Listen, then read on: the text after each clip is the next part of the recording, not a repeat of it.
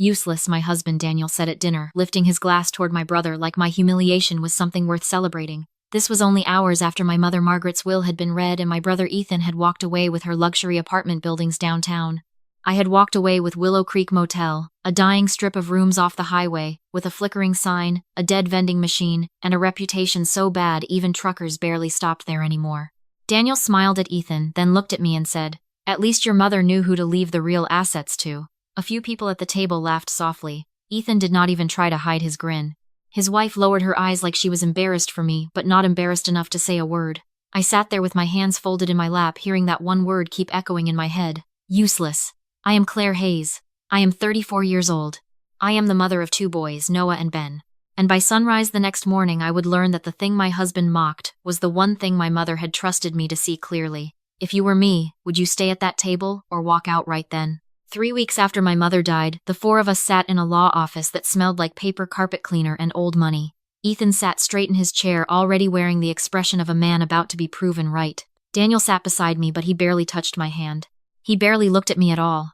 The lawyer opened the file and began to read. To my son Ethan Hayes, I leave the Crescent Court properties, including the 3 apartment buildings on Halston Avenue and the associated commercial leases. Ethan exhaled through his nose like he had been holding his breath for the exact words he wanted.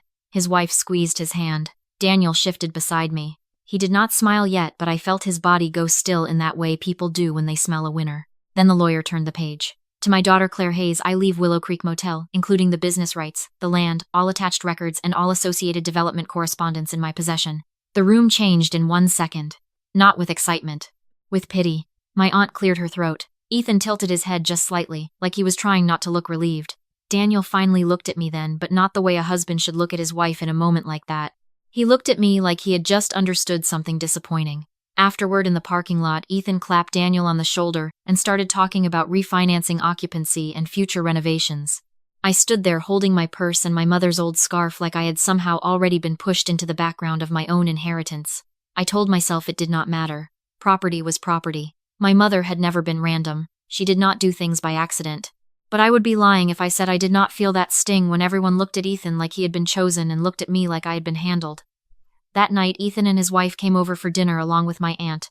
It was supposed to be a family meal, something simple after a difficult day. Instead, it turned into a quiet little coronation. Ethan talked about the downtown buildings like they were already bigger in his hands than they had ever been in my mother's. His wife mentioned investors who had been asking questions for months. Daniel leaned in interested, more interested than he had sounded all week talking to me. I barely touched my food. Then Daniel raised his glass and said it. "At least one of Margaret's children got the real estate that matters." Ethan laughed. My aunt made a weak little sound, half laugh, half apology. Daniel took another sip, looked directly at me and said, "And then there is Claire with that old motel by the highway. Christ, Claire, even your inheritance looks tired." I should have said something then. I should have set my fork down and told him to get out. But grief does strange things to pride. Sometimes it does not make you loud. Sometimes it makes you sit very still while people show you exactly who they are. When everyone finally left, I carried the plates into the kitchen and started rinsing them. I could hear Noah and Ben upstairs already settling in for the night. For a few minutes, Daniel said nothing. Then he walked in behind me. "A motel," he said. I kept rinsing the same plate. "A dead motel off Route 9. That is what your mother left you." "It is still property," I said. Daniel gave a short laugh. "Property that bleeds money is not an asset, Claire. Ethan got buildings. You got a landfill with room keys." I put the plate down and turned to face him. I had spent 10 years helping that man build his accounting firm. I had handled the books when he was just starting out. I had taken late calls from clients. I had raised our boys. I had learned how to stretch one income into a life that looked easier from the outside than it ever was on the inside. And now he was standing in my kitchen looking at me like none of it counted. I said, "My mother had her reasons." He said, "Your mother left you garbage because even she knew Ethan could turn something into money and you could not." That hurt. Then he stepped closer and lowered his voice, which somehow made it crueler. "You are useless, Claire." The room went silent around those words. I stared at him. I think some part of me still expected him to hear himself and pull back, to say he was upset or drinking or grieving, to soften, but he did not. Instead, he glanced toward the ceiling, toward the rooms where our boys were sleeping, and said, "Take them. Go live in that motel. If that is what your mother gave you, then go live there." I whispered Daniel. He did not flinch. "You heard me. I do not remember deciding to move. I only remember the moment something inside me hardened enough to keep me standing." I walked past him, went upstairs, and packed clothes for Noah and Ben into 2 duffel bags. Noah woke when I zipped the second one. Mom, where are we going? Just for a little while, I said. Go put your shoes on. Ben was half asleep when I carried him to the car. Daniel never came outside. He never said stop. He never said I did not mean it. The front door closed behind us with the kind of final sound you never forget.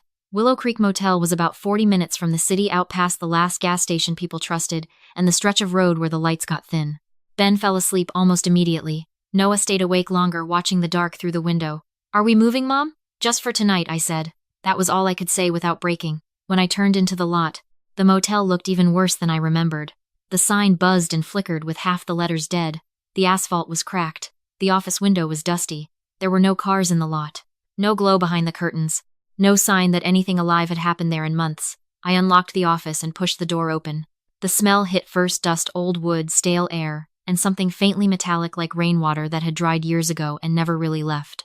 I found the cleanest room I could. Clean was generous. It was just the least bad. I wiped down the beds with tissues from my purse. I laid our jackets across the sheets. Noah lay down without complaining. Ben curled up facing the wall.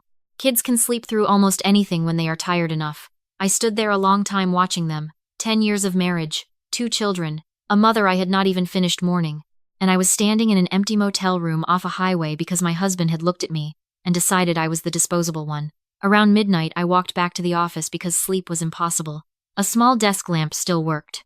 It cast a dull yellow circle across the counter. Behind it sat the old office chair my mother used to keep there. I ran my fingers over the cracked armrest and sat down slowly. I opened the first drawer, empty. The second held old receipts tied with a rubber band so dry it broke when I touched it. The third had guest books from years ago, names written in different inks, different decades, little bits of proof that the place had once meant something to someone. I do not know what made me keep looking. Anger, maybe, or the desperate need to believe my mother had not handed me a burden and called it love. Then I saw it. Behind the counter, tucked against the wall, stood a small wooden cabinet that did not belong with the rest of the room. Everything around it was worn, faded, and dusty. That cabinet was cleaner, newer, not new exactly, but cared for, intentional, and hanging from a tiny nail beside it was a key. I stood up slowly. The whole motel was quiet. Outside, I could hear the faint rush of cars on the highway far enough away to sound like weather. I took the key off the nail and held it in my palm. What scared me most was not that I might find something terrible. It was that I might find nothing at all. Because if the cabinet was empty, then Daniel had been right. The motel would be exactly what everybody thought it was. A ruin. A joke. A last place. My hand shook when I put the key in the lock. It turned easily. Inside, there was no stack of cash, no jewelry, no dramatic family secret waiting like a movie twist. There were thick envelopes, land files, a rolled survey map, and a small metal box. My first reaction was disappointment, so quick and ugly I almost hated myself for it. Then I pulled out the survey map and spread it across the desk. The motel property was marked in red, but across the back section of the land ran a thick blue line. It cut behind the last row of rooms and tracked along the edge of the rear lot in a way that looked too deliberate to ignore. I opened the first envelope. City planning notices. I opened the second. Development inquiries. The third. Proposed highway extension. Future commercial zoning review. Access corridor update. My breathing changed. I kept going. Every envelope added another piece. Letters from the planning office. Letters from private development firms. Meeting requests. Revised offers. One of the letters had been mailed only 3 months earlier when my mother was already very sick. She had still been handling this. Still reading it. Still saying no. I found the first actual offer and had to sit down. The amount on the page was more money than the motel itself could ever have generated in years, maybe decades. And suddenly the rooms did not matter. The broken vending machine did not matter. The flickering sign did not matter.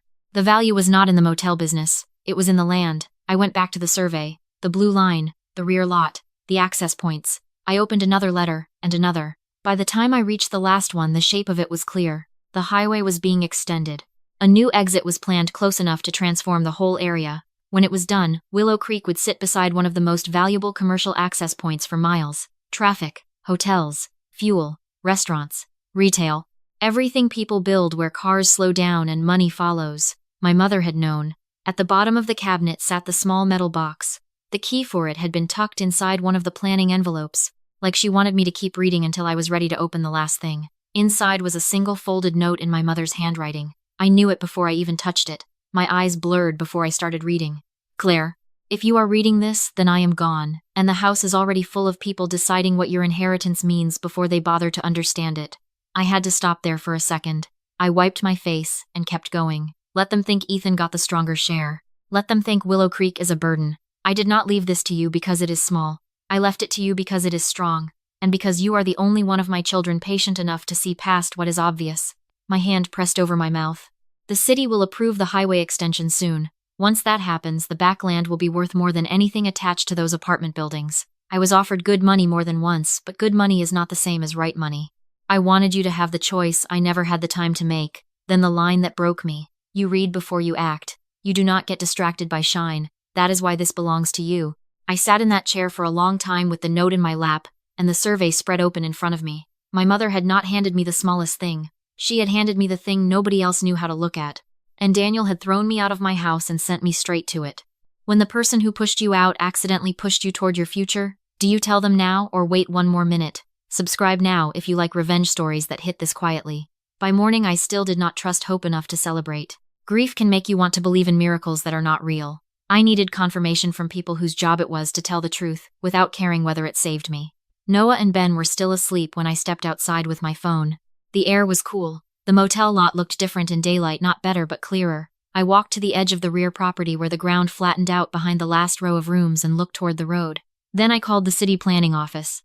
The woman who answered sounded bored in the most comforting way possible. I gave her the address and asked if there was an active highway project connected to the surrounding parcels. There was a pause, then typing. Yes, she said. The extension was approved last month. I closed my eyes. Approved. I asked when preliminary work would begin. She said within 4 months. I asked whether the affected area had already been cleared for commercial rezoning. She said yes. I asked whether developers had already submitted interest for nearby parcels. Again, yes. Every answer landed like a brick in a foundation. Not exciting. Solid. When I hung up, I called the number on the newest development letter. A man named Andrew Cole answered for Horizon Corridor Partners. The second I said Willow Creek Motel, his tone changed. Not greedy, not casual, focused. We had been trying to reconnect with your mother, he said. We were sorry to hear she passed. I said, I am the owner now, he said. We are still very interested in that property, Miss Hayes. If you are available this week, we would like to walk the site and discuss an offer. I looked back at the motel, at the cracked lot and the dusty office, and the room where my boys were still sleeping because my husband had decided we were easy to remove. Friday morning, I said. Friday morning is perfect, he said. That afternoon, Daniel called for the first time since he had thrown us out. His voice had shifted. Less explosive. More reasonable. The kind of tone men use when they think they might still be able to manage the damage they caused. Claire, he said, have you come to your senses yet? I watched Noah and Ben drawing with broken crayons at the office desk. I am fine, I said. You cannot stay there forever, he said. Ethan is meeting with investors this week. Real investors. You should see what actual success looks like. Maybe I will, I said. There was a beat of silence. What is that supposed to mean? Nothing, I said. I have to go. I ended the call before he could ask another question.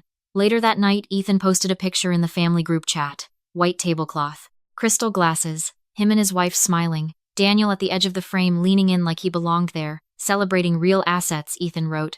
I looked at the message for a long moment, then locked my phone without replying. Friday morning, 3 people from Horizon arrived in 2 dark SUVs. They did not look at Willow Creek the way my family had. They did not sneer at the rooms or notice the sign first. They looked at frontage access elevation, line of sight, and the rear lot. Andrew Cole walked the boundary like a man already measuring time and future rent. He asked about utilities, sewer access, parcel dimensions, ingress points, and easements. Another woman took photos of the rear land and made notes on a tablet. A third man stood near the road counting traffic patterns with the kind of attention people only pay when money is about to get serious. No one laughed. No one said motel like it meant loser. When we sat down in the office, Andrew folded his hands and said, once the exit is completed, this parcel becomes one of the strongest commercial positions in the corridor. I nodded once. My mother knew that, I said. He studied me, then smiled slightly. Your mother understood leverage. He slid a folder across the desk. This is our opening offer. We are prepared to move quickly, but we also understand you may want time. I opened the folder. The number on the page did something strange to my body. Not because I had never seen a big number before. Because I had never seen one attached to my own future in a way that felt earned and irreversible. It was more money than Daniel had ever made in 10 years. More money than Ethan's buildings were currently throwing off in annual income. And Andrew made it clear with a few calm sentences that this was an opening offer, not the ceiling. I closed the folder. I will need 48 hours, I said.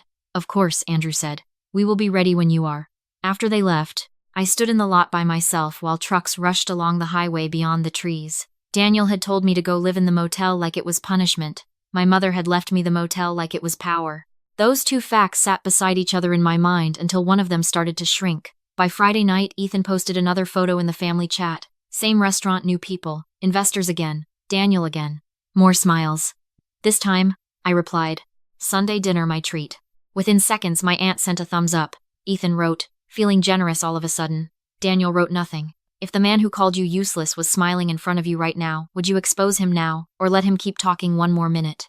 I chose the same restaurant Ethan had been using for his little victory laps. I got there first on Sunday, and asked for the same corner table he kept posing at in those pictures. When Ethan arrived with his wife, he looked pleased with himself in that glossy, easy way some people do when life keeps rewarding their shallowness. Daniel came a few minutes later. He did not kiss me. He did not ask about the boys. He sat down and adjusted his watch. Settling into motel life, Ethan said, smiling as he opened the menu. It is quieter than I expected, I said. Daniel leaned back in his chair and studied me. I could see it in his face. He thought this dinner was about surrender. About me finally understanding where I ranked. You ready to talk like an adult now, Claire, he said. I took the folder from my bag and set it gently on the tablecloth. Ethan glanced down. What is that? An offer, I said. For what? Daniel asked. For Willow Creek. Daniel laughed first. It was quick and sharp, and he only stopped when he realized I had not joined him. Ethan held out his hand. I slid the papers across to him. He looked at the first page, then the second. The color left his face so steadily it was almost impressive. Daniel frowned, reached across and took the folder from him. He read the number once, then again, then a third time, slower. That is not real, he said. It is, I said, and it is an opening offer. Ethan stared at me. That is more than the buildings are worth right now. I said nothing. Daniel looked up like he had never actually seen me before. Not with pity anymore. Not with contempt. With the shock people wear when the person they dismissed turns out to be standing on solid ground while they are the ones shifting. You knew, he said. My mother knew, I said. She just trusted me enough to understand what she left. Ethan flipped to the survey and rezoning documents, eyes moving too fast now. The highway extension, he said quietly. Yes. Commercial corridor. Yes. The waiter stepped to the table, then smiling in polite confusion. Is everything all right here? I closed the folder and looked up at him. Yes, I said. Everything is finally all right. No one touched their drinks after that. Daniel tried once. Claire, I did not know. I met his eyes. No, Daniel. You did not. Ethan asked whether I was planning to sell all of it. I said I have options. That is the difference. His wife sat very still. My aunt, who had arrived late and caught only the last few minutes, looked from one face to another and seemed to understand enough not to speak. Daniel cleared his throat. We should talk privately. We already did, I said. In the kitchen. You were very clear. His face changed at that. Maybe because he knew I was not referring only to the word useless. I was referring to the door closing behind me while he let me drive away with our sons in the middle of the night. He said my name again, softer this time. I opened my menu. Order what you like, I said. This one is on me. 2 months later, I signed the final agreement with Horizon.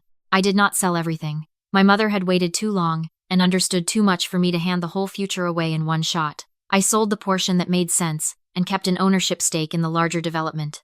Enough to secure Noah and Ben for the rest of their childhood, enough that no one would ever again tell me I had nowhere to go. I filed for divorce that same week. Daniel did not call me useless after that. He called 3 times asking if we could talk. He sent one message saying he had been under pressure, another saying he had not understood what grief was doing to both of us, then one last message, saying families should not be broken over one terrible night. But marriages are not only broken by one terrible night. They are broken by the truth that terrible night reveals. Ethan changed too. Not into a better man, just into a more careful one. He stopped joking about Willow Creek. He stopped talking about real assets when I was in the room. He even tried once to tell me our mother would have been proud of how I handled things. I told him she already knew I would. The old motel sign is gone now. The rooms will not stay as they were. The backland is being transformed exactly the way my mother knew it would be. Steel rises there now. Survey flags, fresh asphalt, utility crews. The first outlines of what comes next. Sometimes I drive past the site with Noah and Ben in the back seat, and I think about that night in the kitchen. Take them. Go live there. Daniel thought he was throwing me away. He did not realize he was sending me straight to the strongest thing my mother ever left behind. If you like smart revenge stories where the truth hits harder than power, subscribe and stay with me for the next one.